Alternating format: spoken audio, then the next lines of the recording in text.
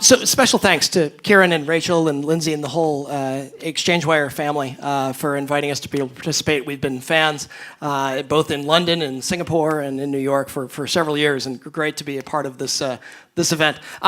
Great to also have Jana and Jim here. We're going to try to make it semi-interactive. We'll obviously do deep dives with each of these folks, but keep questions in mind that you might want to raise your hand or throw objects at me if we are missing any particular parts of programmatic video that we want to that we should highlight and get your take on. So first, though, Jana, give us a sense of the background of Business Insider. I mean, a lot of us obviously have known your publications and have seen quite a bit of your videos. I, for one, probably watched 4 of them this morning on the train in my LinkedIn feed. There was one about this conveyor belt that was just fantastic. You guys have owned this innovation video that is huge in sharing. I would think that video is becoming that classic curve of can't get enough supply for the demand that you have and always looking to leverage social channels to find more? Yeah, so we are, is that something? Yeah, okay. So we actually are seeing huge success in our social video. We are a Facebook top 5 producer of video in the world for Facebook video. And so yes, we're seeing great success, and actually, fortunately, because we have all those distribution channels, we have some video in case anybody's out there wants to buy some. There actually is supply available. It's there is some supply available. Good to know. Mostly mobile, but you know. And that's where we get into the challenges of some of the programmatic things that we talk about, the types of tags we're using, the types of creative, you know, how can you run a 30-second spot on a 45-second video? It gets really challenging. The ratios are a little sideways, right? And when your team is handed just a 30, we'll get to the creative in a little bit because I'm guessing that could be another hour just on its own. But Jim, for background, a lot of folks in the U.S. have certainly gotten to know Teads over the last couple of years. We had the pleasure of actually meeting a lot of your colleagues in France way back in the day before Outstream was even a word, and it's always a challenge when you're creating a category. But you know, you guys have found that need with publishers of creating supply for a little while now, right? Yeah, it's a funny thing. There was a time in our industry where ad networks existed, and they had endless amounts of video for anybody who wanted to buy it. It was all pre-roll on tier 1 publishers, and it was all big player size. At least that's what was being sold. Right. That was what the PowerPoint slide. That was showed, the PowerPoint slide. least, Yeah, and there right, were logos like BI on there, but they probably weren't even working together. So I think the dawn of tracking capabilities brought a breadth of reality in terms of what was actually available within the supply marketplace, right? So I think that we all have an understanding that tier 1 publishers on desktop have very limited amount of pre-roll inventory, and because of that, because the demand is so high, it's an economic model that's unbalanced. So once this was something that was readily accepted in our industry, the need for a significant amount of incremental video inventory existed, and that's why we created the platform. So I think that publishers need to have the tools and the power in their hand to monetize their actual site itself. Now, third-party channels are always going to be very important as well, and third-party platforms like a Facebook or like a Snapchat are going to be even more important as we move forward, but that doesn't mean that a publisher shouldn't have all the tools necessary to increase the revenue made in video on their site, and that's essentially what our technology is focused on. Yeah, understood. A lot of the themes, we're going to bucket this, and we had talked about this on the prep call. A lot of times, thinking about trends in the industry, we always often look at where's the tech, where are the targets, and where are the teams. So focusing on the tech and great stuff from Neil earlier from Freewheel as well. You know, always curious to see kind of where the momentum is and where the obstacles still are for a leading publisher to be able to leverage the technology that's available today. Where have you had some success and seen it change? Because you've been there 3 years plus. I mean, that's, again, 30 in programmatic years, of course. So give us a sense of where it's gotten easier and then where it's, what's at the top of your, man, just tired of our team putting our heads through a wall because it's still too hard to do X. Wow, that's a really big question, and thank you for aging me, can take- by the way. No, 30. It was 10x too, meant yes, a veteran thing. Yeah. Oh yeah.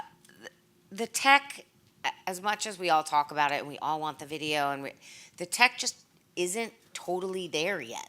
At least that we're finding.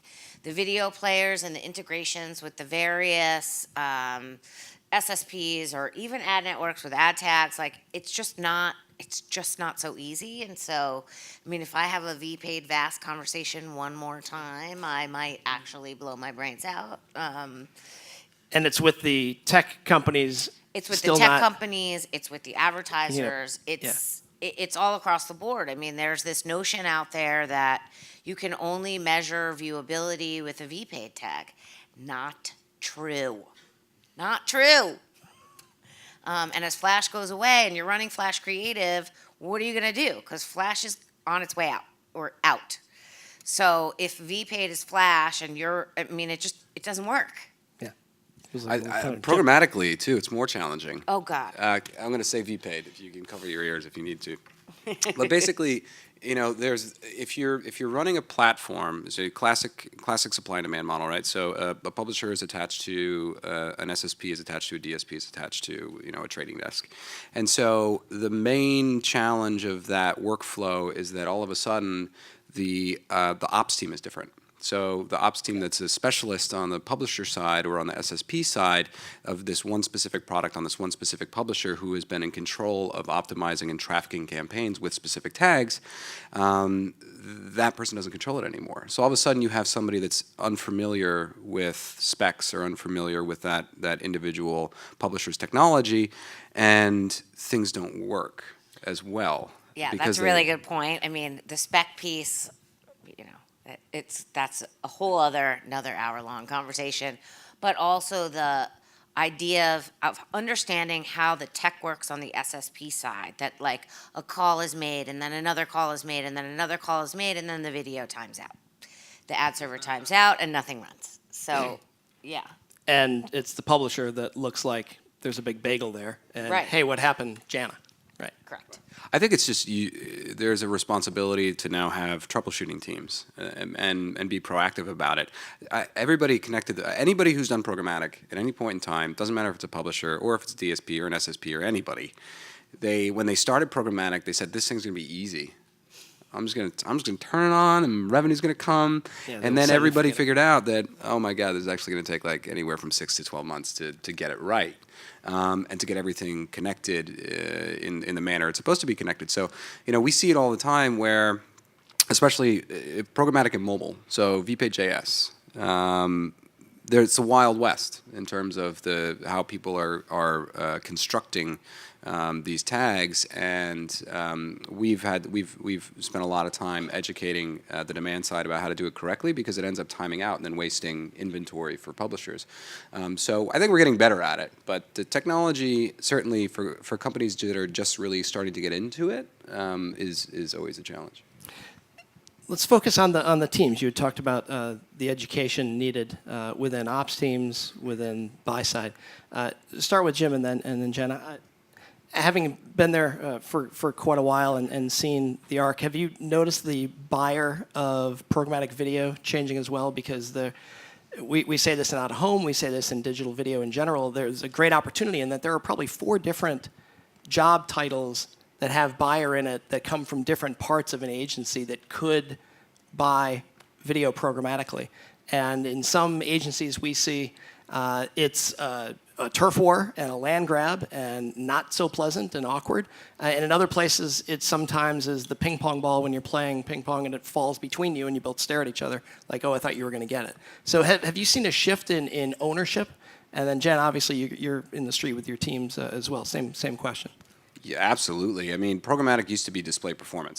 That's what it was, and it was honestly pay-per-click search. I also think that's programmatic, and so the teams The that original, were yeah. the originals. The teams that were handling that had an incredibly different skill set than ones that are trying to execute video. And in the early days of video programmatic, which was like last year. we saw. So you're like 100. I'm like 100, yeah, minimum. I lost my hair at 90. Karen is very well. That was last year.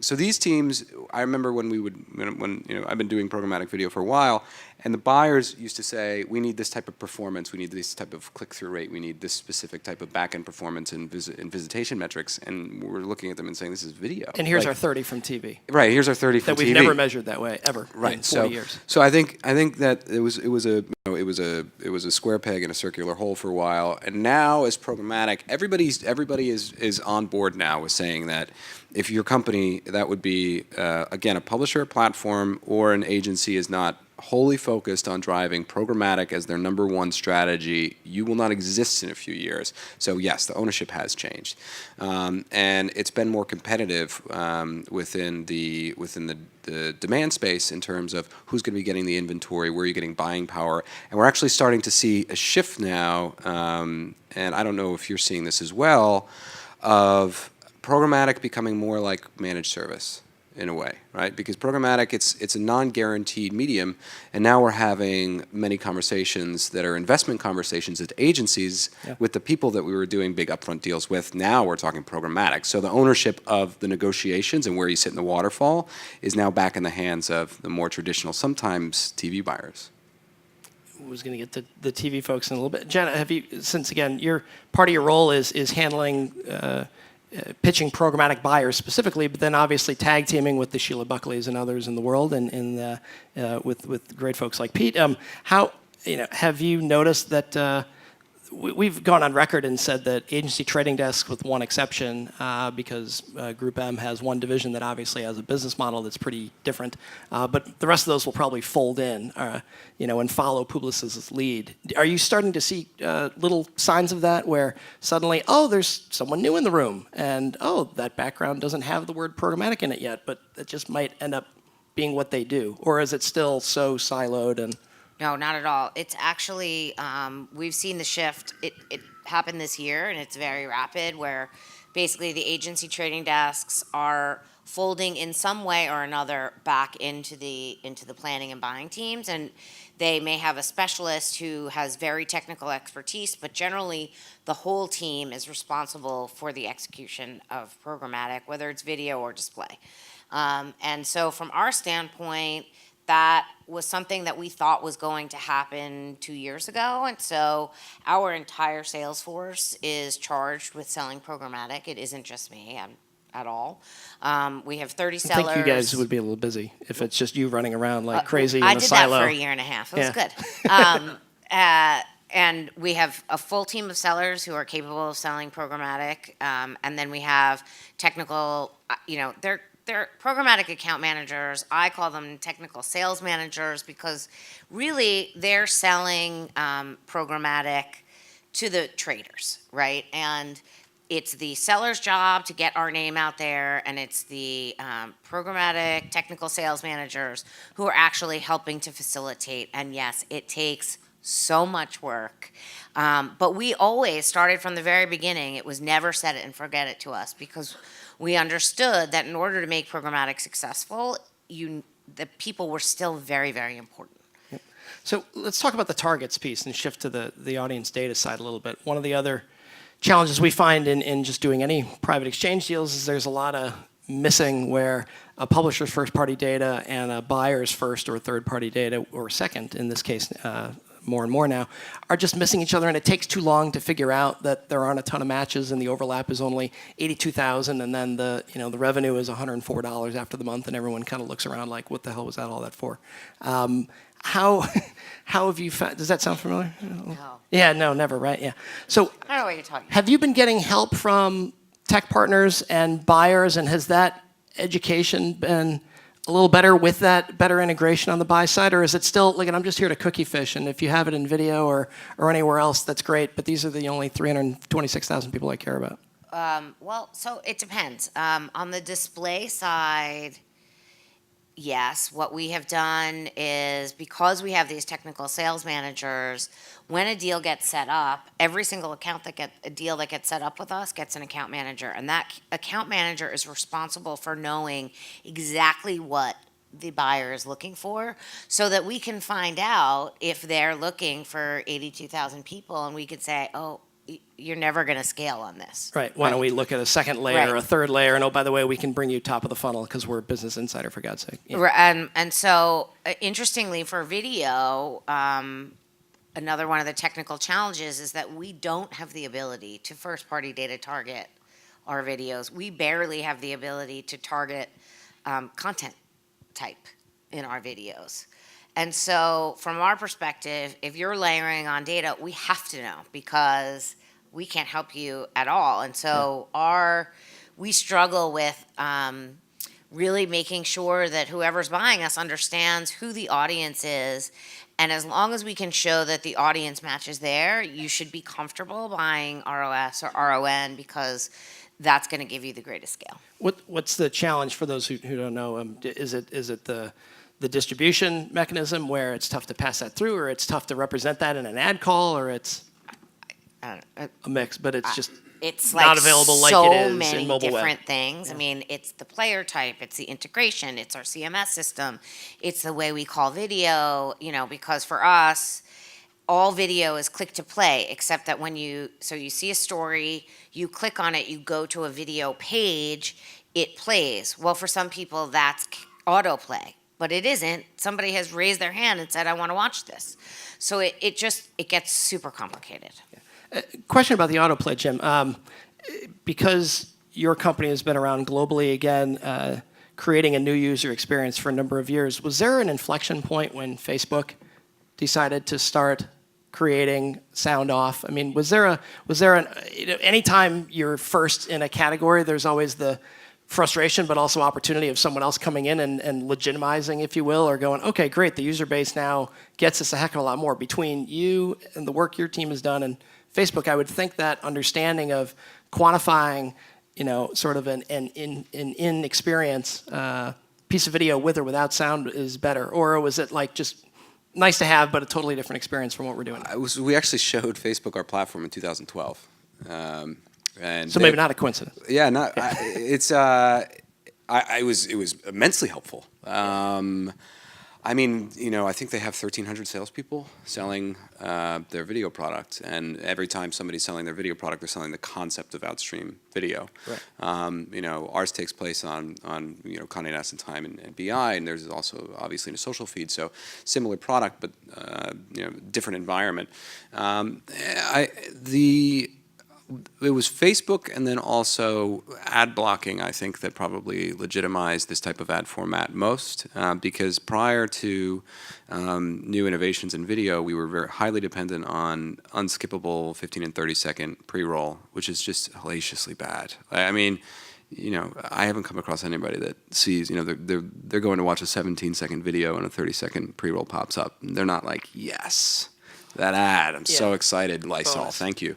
Thanks for the respect. So I think that there is an education process, but those two things, respect for the user, and then also some other platforms like a Facebook adopting this type of ad format were some of the accelerators in tandem with education. How has it been then, going back to the audience data question, how has it been in terms of your buy-side sales team representing the inventory? I mean, you've got plenty of sexy logos of great publishers there. Is there data from some that can be expressed, and you're combining audience with that branded experience, or it's not there yet, and the demand maybe doesn't even know that that's an opportunity? It's interesting. So we're not using any of our publishers' data. And as an SSP, the type of data that we utilize is going to be the context on the page, where the player is going to be located, the type of environment that it's in, that's going to be driving performance. That's a lot of the attributes that we look at, because we have a very advanced player technology.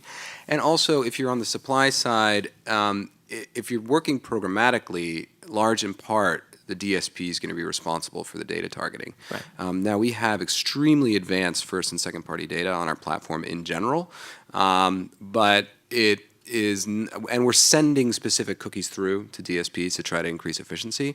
But generally speaking, if they're looking for scale and they want to utilize their first-party data, plugging that into a DSP and then putting it across, the Teads platform is probably going to be the most efficient way to do it. I'll get done. Cool. I want to turn to sort of more traditional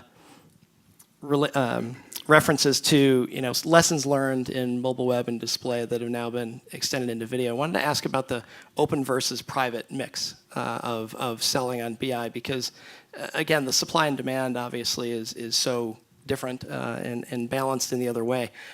Jim, you pointed out the what the video ad network world was like. I think some of us old timers remember back in the day there was one traditional video ad network, still publicly traded now, that got their hand slapped pretty hard, understandably, for selling in-stream and then running it in banner. So we remember those headlines. And and while that was public and maybe hasn't been touted in the trades every single week, I think we all know, and our buyer strategy group sees this all the time as well. I would think Jenna is curious about the mix, without giving numbers, of open versus private, because the fraud levels and we came up with this technical term called shenanigans that take place with a lot of, we trademarked it, where a lot of so-called publishers, but not real publishers, are slipping stuff in, and it's still the same one-by-one pixel garbage that, are trying to do end-arounds and just con the system. Have you found that there's been, with the traditional video SSPs you've been working with, has there been enough separation where your store is showcased, or is it tough to separate out BI versus generic 30-second, and buyers aren't able to either tell or valuing the difference?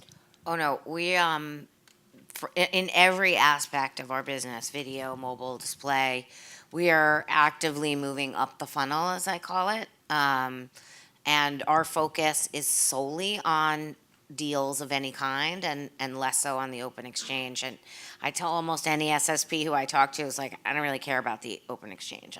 This is about deals. It's about deals. We're hearing the same thing from our buyers, that they're moving away from the open exchange.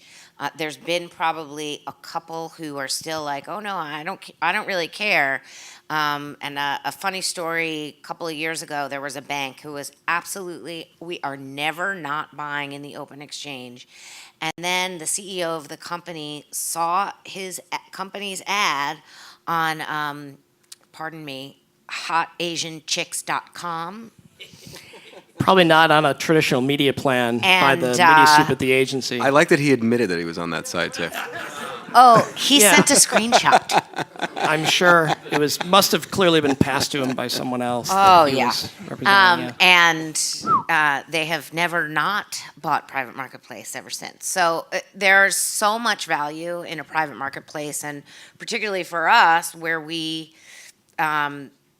treat private marketplace and automated guaranteed, programmatic guaranteed, audience guaranteed, whatever you want to call it these days, exactly the same way we treat direct. And so from that standpoint, it gives our buyers a level of comfort.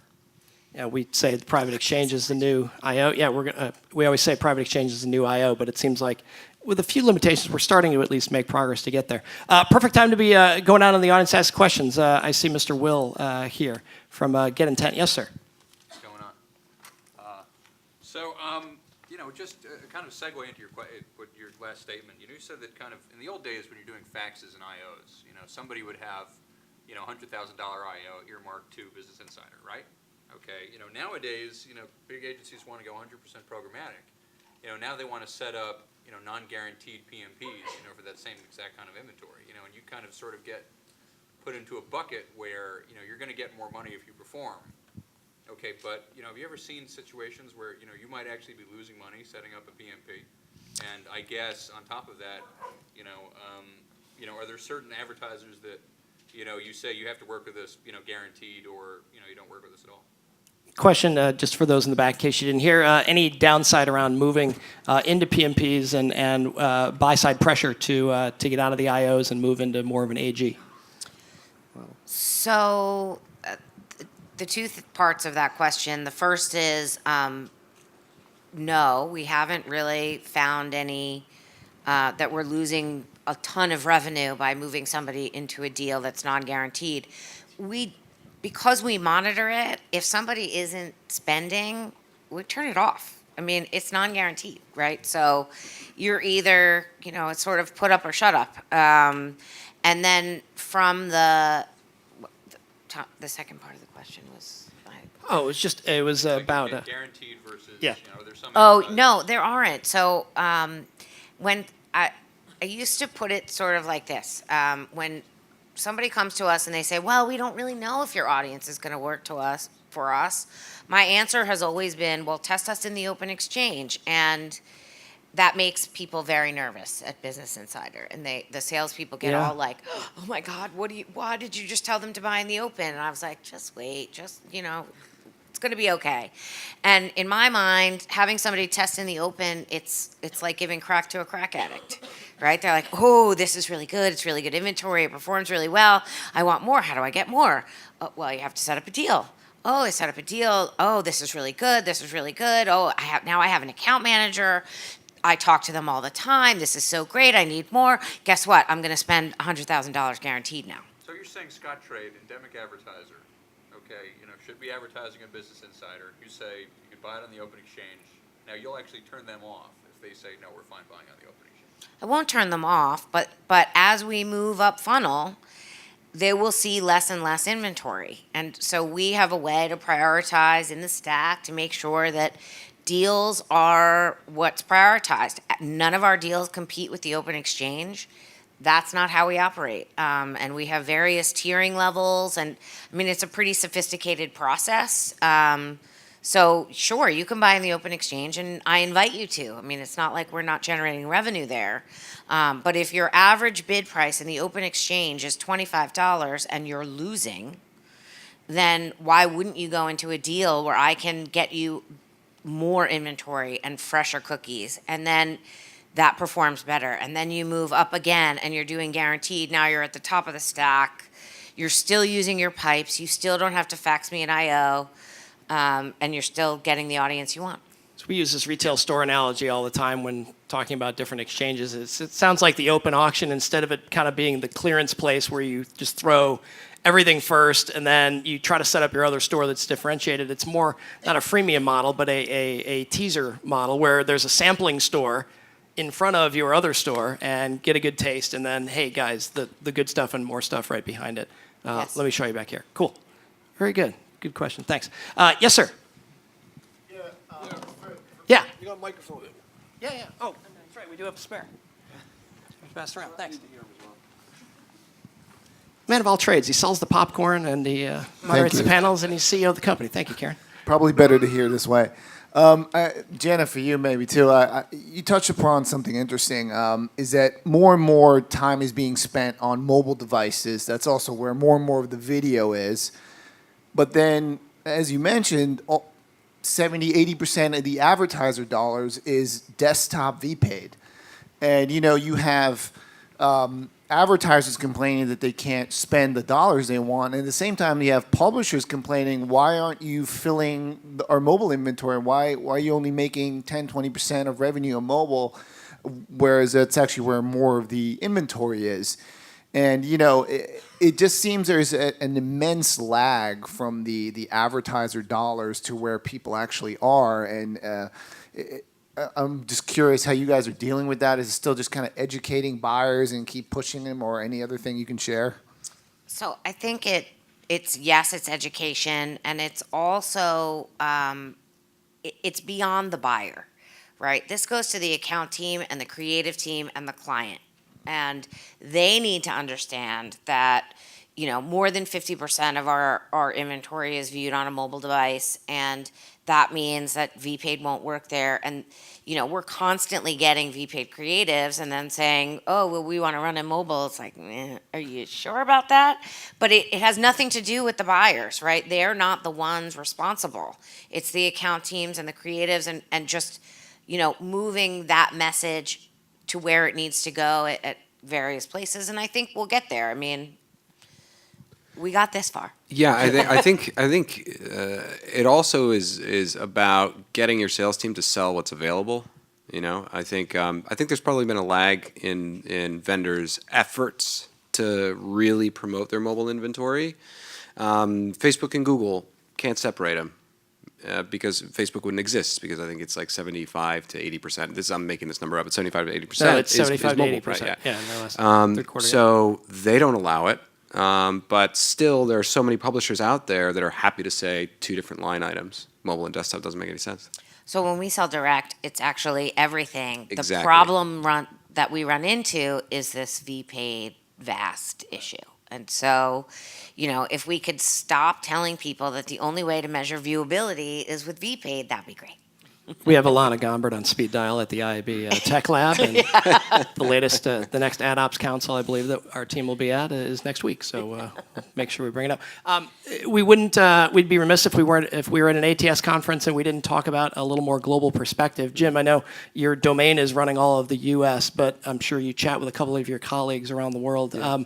What are a couple of the differences in terms of market development around programmatic video, and where folks are a little either more ahead or behind, and it's so much easier to do this here, or it's a real pain in the butt over here, either because of EU laws or just the landscape of where buyers and sellers are today? Yeah, well, as part of my remit too. So I mean, my main focus is the U.S. and Canadian P&L, but I'm also do a lot of the global business development for the company. So from a landscape perspective, it varies wildly in terms of how advanced the different markets are in programmatic and what they do and what they're willing to do and what they think they know versus what they don't know.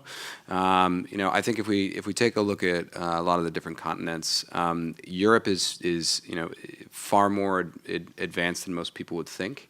But within Europe, the Brits are in great shape programmatically. Well, then the further south you go, I think the more challenged they are from a programmatic standpoint. Yeah. And then the further north you go, the more savvy. Germany, very savvy programmatic market, and also because there are supply constraints in the U.S., but there's even further supply constraints. Oh yeah, it's much like tighter, Germany. obviously, with the RTOs. Yeah, and everything else. Yep. Yeah, and then when you go out to Asia.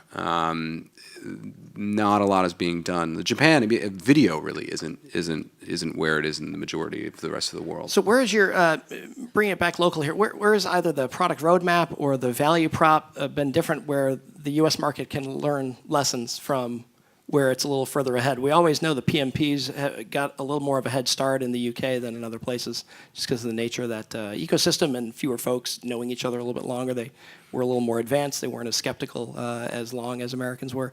Have there been things influenced here in the US from to be honest, Europe, or it's been even pace? I still would say the U.S. is the most advanced market programmatically, just because of the buying power and because a lot of the programmatic platforms are U.S. companies. So sure. I think organically this is where we see the highest driving programmatic from the supply side and from the demand side, and also because you get more operational efficiency in a very expensive headcount market like the United States than you do in some of the other markets.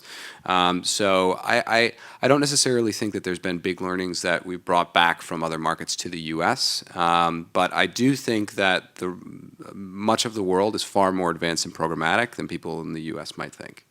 Good to know. Any other final questions? Otherwise, I'm going to ask a classic panel last getaway question. All right, very good. So prediction time. Give us. So we're here on stage a year later. What is a lot easier? And you go, my God, I can't believe we were still talking about that. Is it the VAST tag issue? Is it the buyer landscape? Is it the publishers you're working with that aren't as advanced as BI and they start coming around to leveraging supply differently? Jim first, then Jana, please. Viewability. I think that's way easier now to understand, to optimize against, to focus on for the buy side and the sell side to understand. That was like the big topic last year, and moving into this year, that I think has gotten much cleaner. But it's still a logistical headache, isn't it? When if you're dealing with, let's say, certain agency groups that are asking for 100% viewability still, and then having to credit that back and then feed that back in, is that still a nightmare, or not even? It's NA because we're not even an organization. I think, well, it's funny. I mean, we've seen some instances with some accounts that have been transacting on very strict viewability guidelines, have a better understanding of what that means and what's available. Thank God. Good. And there's this thought before that there's an endless amount of inventory that fits these criteria, no matter what criteria you create. And it turns out that there's just one internet.